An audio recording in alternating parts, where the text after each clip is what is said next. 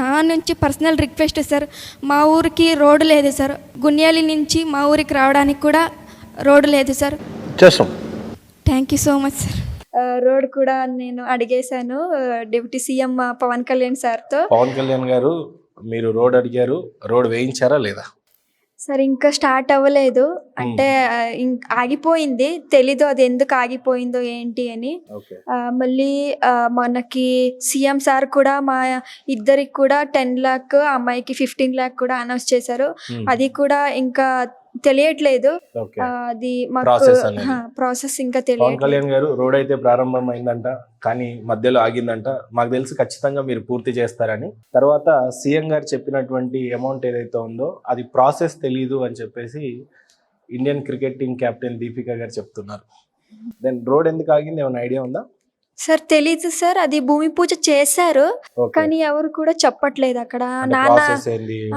నాన్న కూడా కాల్ చేసి చెప్పారు నాకు, అది ఏం స్టార్ట్ చేయట్లేదమ్మా, ఎవరు కూడా పట్టించుకోవట్లేదు, ఇక్కడ ఏమవుతుందో ఏంటో అంటున్నారు అందరు కూడా. నాకు తెలీదు, అంటే చేపిస్తే చాలా హ్యాపీగా అనిపిస్తుంది. త్వరగా అయితే అందరూ ఇబ్బందిలో చాలా ఇబ్బంది పడుతున్నాం మేము. ఒక పక్క ఊరికి వెళ్ళాలంటే చాలా ఇబ్బంది పడుతున్నాం. త్వరగా అయితే అందరికి కూడా బాగుపడుతుంది. సీఎం గారు అనౌన్స్ చేసినటువంటి అమౌంట్ గురించి ఎవరితో కాంటాక్ట్ లేరా మీకు? అదే సార్, ప్రాసెస్ అవుతుంది సార్, ప్రాసెస్ అదే చేస్తున్నారు. అది మనకి త్వరగా వస్తే బాగుంటుంది సార్. మనకు కూడా మనకి ఇల్లు కూడా లేదు, మనకి నాన్నకి ఒక ఇల్లు కట్టించాలని నా ఆశ. డబ్బులు వస్తే కొంచెం, నాన్నది అప్పులు ఉన్నాయి అవన్నీ తీస్తే కొంచెం బాగుంటుంది. ఆంధ్ర ప్రభుత్వం చాలా మందికి చాలా చేసింది. మొన్న రీసెంట్ గా జ్యోతి ఎర్రాజీ గారికి కూడా పిలిచి 30 lakhs క్యాష్ ఇచ్చారు. ఇల్లు కూడా అనౌన్స్ చేస్తారు, ఉద్యోగం ఇస్తానని చెప్పారు. ఖచ్చితంగా మీకు చేస్తారని ఆశిస్తున్నాను. అలాగే ఇండియా ఫైనల్ మ్యాచ్ ఆడేటప్పుడు ఐ థింక్ ఇండియా టాస్ గెలిచింది అనుకుంటా. టాస్ గెలిచిన తర్వాత బ్యాటింగ్ తీసుకోకుండా వాళ్ళకి బ్యాటింగ్ వేయడానికి గల కారణాలు ఏంటి? అంటే సార్, టీంతో మొత్తం మేము డిస్కషన్ చేసిన తర్వాత నాకు ఆ రోజు భయం ఉండేది. నేను సార్కి, మా చైర్మన్ సార్ ఉన్నారు మహంతేష్ సార్ కాల్ చేసి, సార్ నాకు చాలా భయం వేస్తుంది సార్ అన్నాను. సార్ అన్నారు, ఏం కాదమ్మా, మొత్తం టీం మొత్తంతో మాట్లాడుకొని ఆడించు, అవుతుంది అన్నారు. దాని తర్వాత సార్, నేను టాస్క్ వెళ్ళినప్పుడు సార్ చేతి పట్టుకొని నేను లోపలికి వెళ్ళాను, చేతి పట్టుకొని నేను టాస్క్ ఫ్లిప్ చేశాను కాయిన్ని. అది ఫైనల్లీ నాదయింది టాస్క్ అయిన తర్వాతనే సార్ ఒక మాట అన్నారు, ఈరోజు మేము మ్యాచ్ గెలుస్తామన్నారు. అప్పుడు నాకు కొంచెం చేసింగ్ టైంలో చూసినట్లయితే ఫస్ట్ 2-3 overs లోనే 2 wickets పడ్డాయి. కొంత భయపడిన సంఘటనే కదా.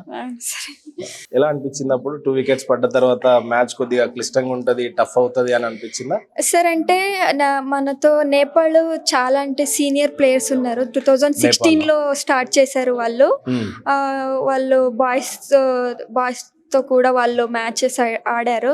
అంటే ఒక అమ్మాయి ఉంది బినిత అని, అమ్మాయి చాలా బాగా ఆడుతుంది బ్యాటింగ్.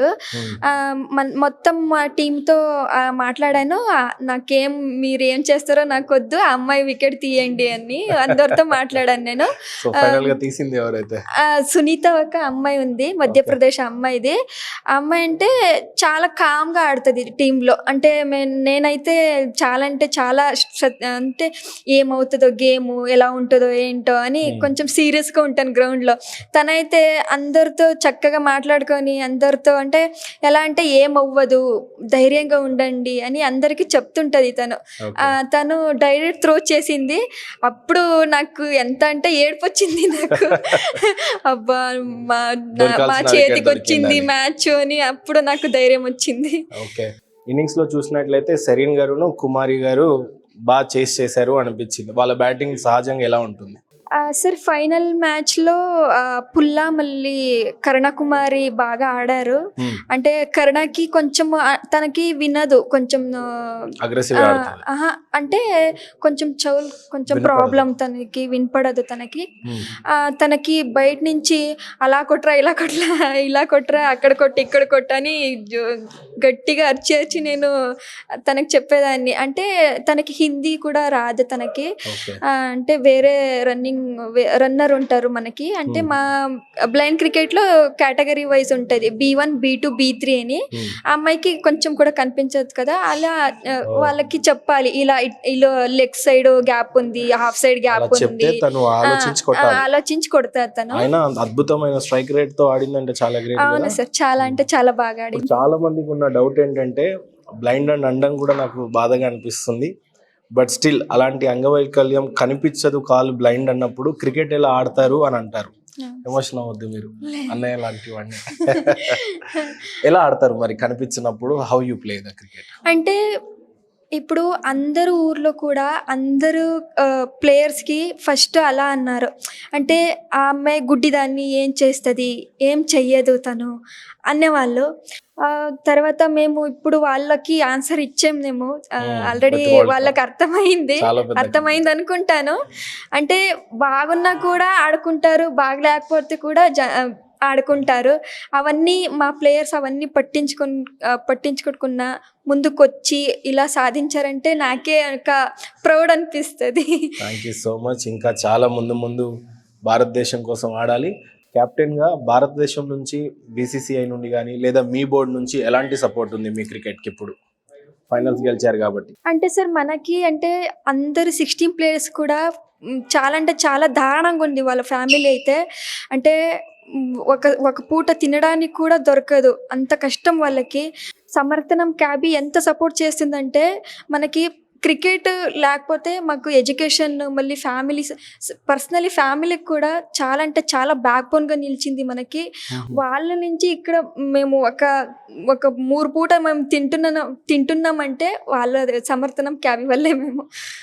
చాలా అంటే చాలా హ్యాపీ అనిపిస్తది సార్. అంటే ఇప్పుడు మాకు అంటే నార్మల్ క్రికెట్‌కి అంత సపోర్ట్ చేస్తారు. మాకు బ్లైండ్ క్రికెట్‌కి సపోర్ట్ చెయ్యరు. ఎవ్వరు కూడా ముందుకు రారు బ్లైండ్ క్రికెట్‌కి సపోర్ట్ చేయడానికి. నేను ఆడియన్స్ మళ్ళీ అందరితో నేను రిక్వెస్ట్ చేసుకునేది ఒకటే. ఇప్పుడు నార్మల్ క్రికెట్ వాళ్ళు కూడా మన కంట్రీకే రిప్రజెంట్ చేస్తారు. మేము కూడా కంట్రీకే రిప్రజెంట్ చేస్తారు. ఈ తారతమ్యాలు ఎందుకు ఇలా చేస్తున్నారని నాకు అర్థం కావట్లేదు. నేను వాళ్ళతో రిక్వెస్ట్ చేసుకుంటున్నాను. నార్మల్ క్రికెట్‌కి ఎలా సపోర్ట్ చేస్తారో బ్లైండ్ క్రికెట్ కూడా అలాగే సపోర్ట్ చేయాలని నేను వాళ్ళతో కోరుకుంటాను సార్.